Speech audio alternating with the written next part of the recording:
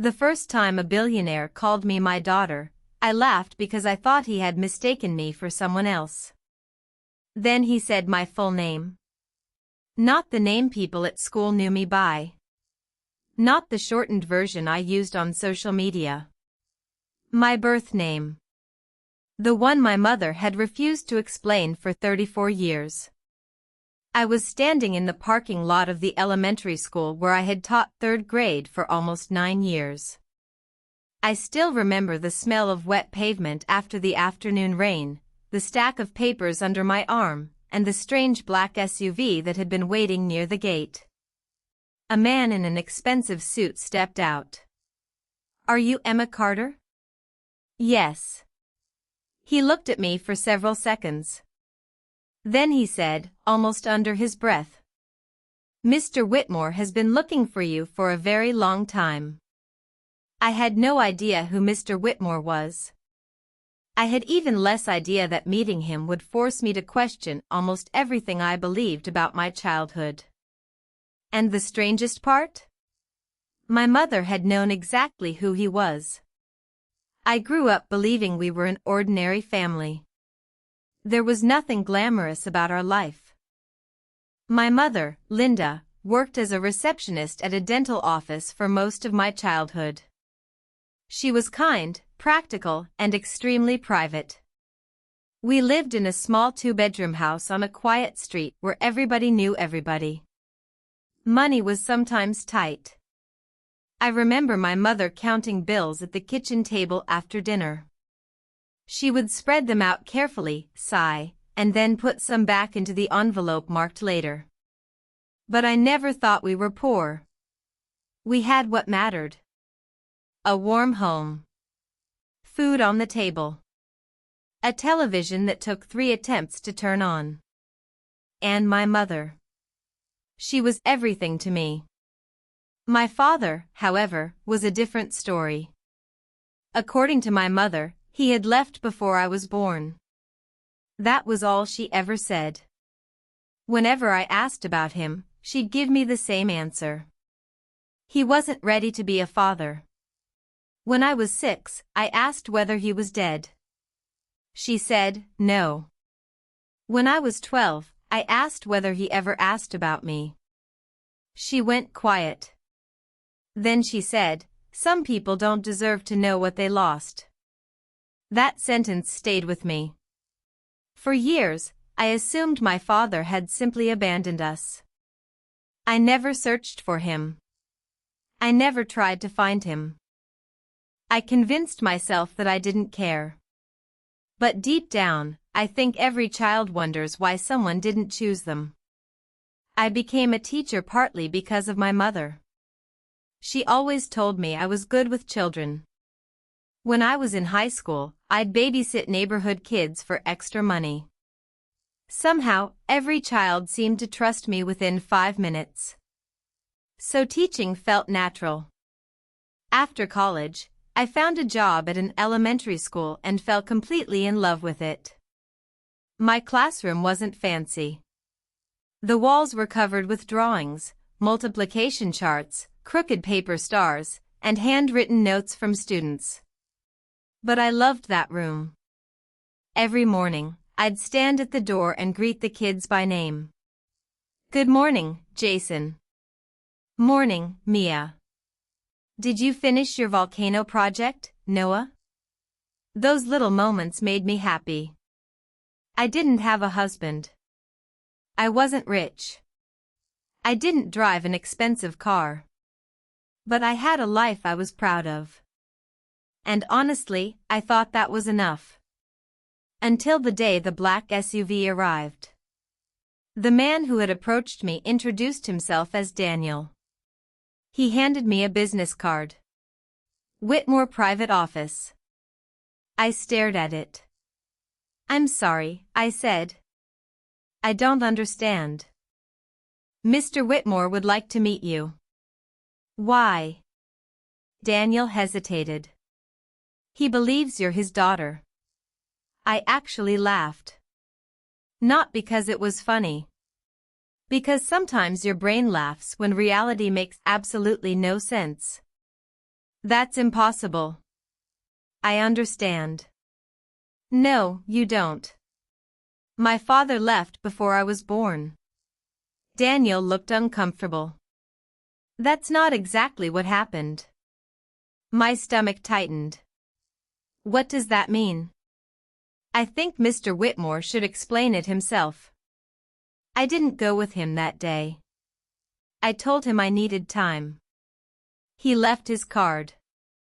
That night, I called my mother. I didn't even say hello. Mom, who is Richard Whitmore? Silence. Not confusion. Not surprise. Silence. And that told me everything. Mom? Her voice became very quiet. Where did you hear that name? I sat down. You know him. Another silence. Then she said, I was hoping you'd never find out. My mother came to my apartment that evening. She looked exhausted. She sat at my kitchen table, exactly the way she'd sat at our old kitchen table when I was a child. Except this time, she wasn't counting bills. She was trying to figure out how to tell me the truth. Finally, she said, Your father's name is Richard Whitmore. I felt the room become strangely quiet. Why did you lie to me? I didn't know how to explain it. You told me he abandoned us. He did leave. Why? She looked down. Because I was afraid. I waited. She told me that she had met Richard when she was 24. He was already successful at the time, although nowhere near as wealthy as he eventually became. They had fallen in love quickly. But Richard's family hated the relationship. His father wanted him to marry someone from their social circle. Linda was a receptionist. She came from an ordinary working-class family. To them, she wasn't good enough. Richard fought with his father.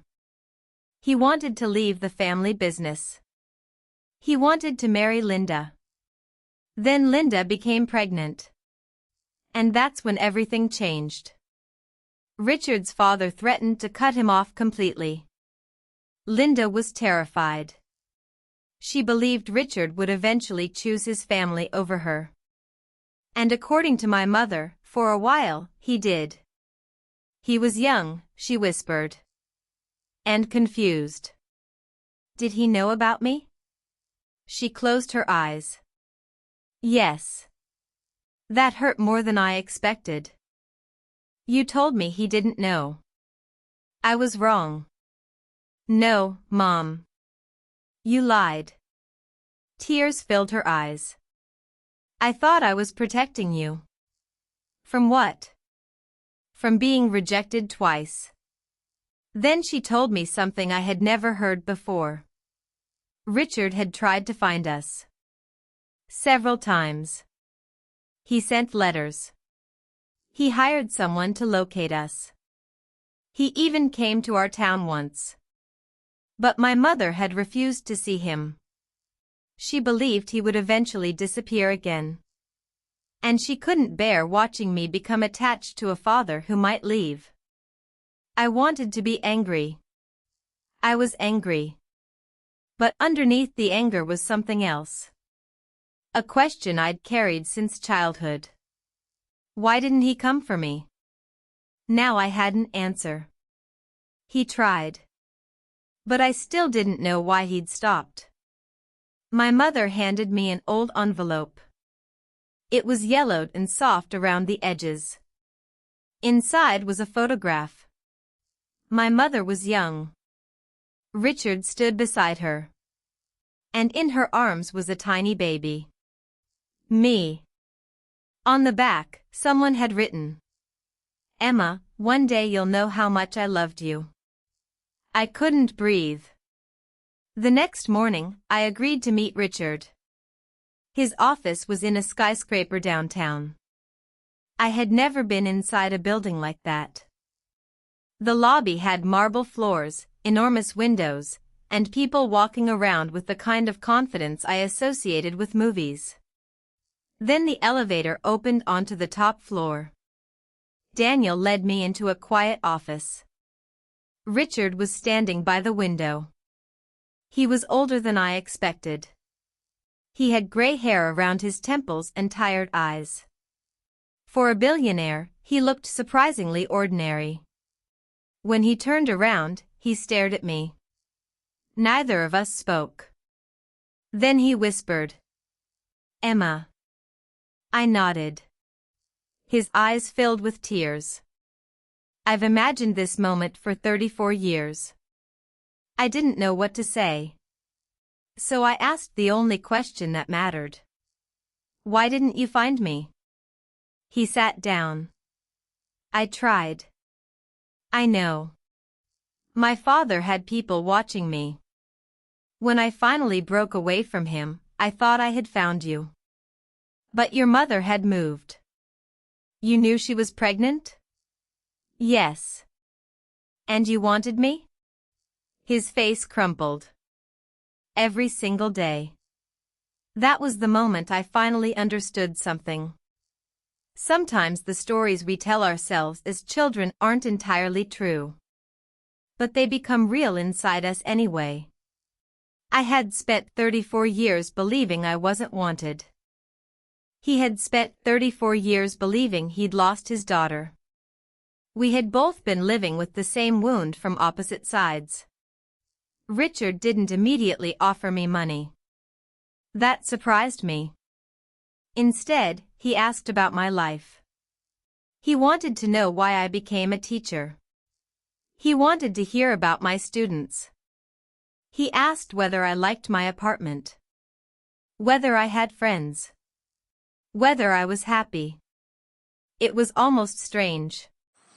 This man could buy practically anything. Yet he seemed fascinated by the smallest details of my life. I eventually asked, "Why did you send someone to find me now?" He smiled sadly. "Because I finally stopped listening to people who told me to let the past stay buried." He explained that he had recently found an old box belonging to his father. Inside were documents, photographs, and letters. One letter had been written by my mother years ago. She had never sent it. It said, "If you ever become the kind of man who can choose your daughter without asking anyone's permission, find her." Richard had kept searching. Eventually, he found me. Our relationship didn't magically become perfect. That's not how real life works. For the first few months, everything felt awkward. I didn't suddenly call him Dad. He didn't suddenly know everything about me. There were 34 years missing between us. You can't fill 34 years with a few dinners. We had to learn each other slowly. He came to my classroom once. My students knew nothing about him. They just thought he was an important businessman visiting for career day. I watched him sit in the back while I taught a lesson about fractions. At the end of class, he waited until the children left. Then he said, "You're really good at this." I smiled. "Thanks." He looked around the room. "I wish I had seen you become this woman." That sentence broke something open inside me. Not in a painful way. In a healing way. Eventually, Richard told me something else. He wanted to put my name into his will. I refused. "I don't want your money." "I know." "Then why?" "Because you're my daughter." I shook my head. "I don't need a $1 billion inheritance to know that." He smiled. "I know that too." Instead, he created a foundation. It funded scholarships for teachers and provided classroom supplies to schools that couldn't afford them. He asked me to help design the program. That became something we shared. And oddly enough, it brought us closer than money ever could. I realized my father didn't really want to buy his way into my life. He wanted to become part of it. My mother and Richard eventually spoke. It wasn't dramatic. There was no screaming. No accusations. They sat together at my apartment for almost 3 hours. They talked about the choices they'd made. The mistakes. The years they'd lost. I stayed in the next room. For the first time, I realized something important. My parents weren't villains. They were flawed people who had made decisions when they were young, scared, and overwhelmed. Those decisions had consequences. Huge ones. But they had both loved me. Just imperfectly. A year after meeting Richard, I was standing in my classroom after school when he walked in. He was carrying something. A small wooden box. "What is that?" I asked. He handed it to me. Inside was the photograph my mother had given me. The one of the 3 of us.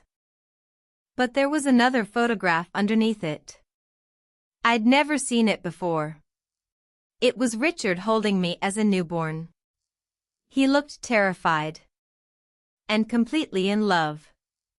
On the back, he'd written, "My daughter. I promise I'll find you." I looked at him. "You kept this all these years?" He nodded. I never stopped. For the first time in my life, I didn't wonder whether my father had wanted me. I knew. People sometimes ask me whether I wish my mother had told me the truth sooner. The honest answer is yes. I wish I had known. I wish I had grown up with both parents. I wish Richard had been at my graduation. I wish he had seen me become a teacher. I wish he'd met the little girl who used to sleep with a flashlight under her pillow. There are thousands of ordinary moments we can never get back. But I've learned something since then. You can't rebuild the past. You can only decide what you're going to do with the time you still have. Richard and I didn't get 34 years together. We got the years that came afterward. And we made them count. Sometimes he'd visit my school and sit quietly in the back of my classroom. Sometimes we'd have coffee and talk for hours. Sometimes we'd argue. Sometimes we'd laugh about how strange our story was. And every once in a while, he'd still look at me with the same expression he had the first day we met. Like he was trying to memorize me. One afternoon, as he was leaving my classroom, he stopped at the door. "Emma?" "Yeah?" He smiled. "I've always been proud of you." I didn't answer immediately. I just looked at him. Then I smiled. "I'm glad you finally got to tell me." He nodded. And walked away. For most of my life, I thought I was an ordinary teacher who had grown up without a father. It turned out I had a father who had spent decades searching for the daughter he thought he'd lost. And yes, he was a billionaire. But that isn't the part of the story I remember most. I remember the little things. The first time he attended parent-teacher night. The first birthday card he gave me. The first time he called me his daughter in front of someone else. And the first time I called him Dad. Because after all those years, I finally understood something. Being someone's daughter was never about the money, the company, or the name.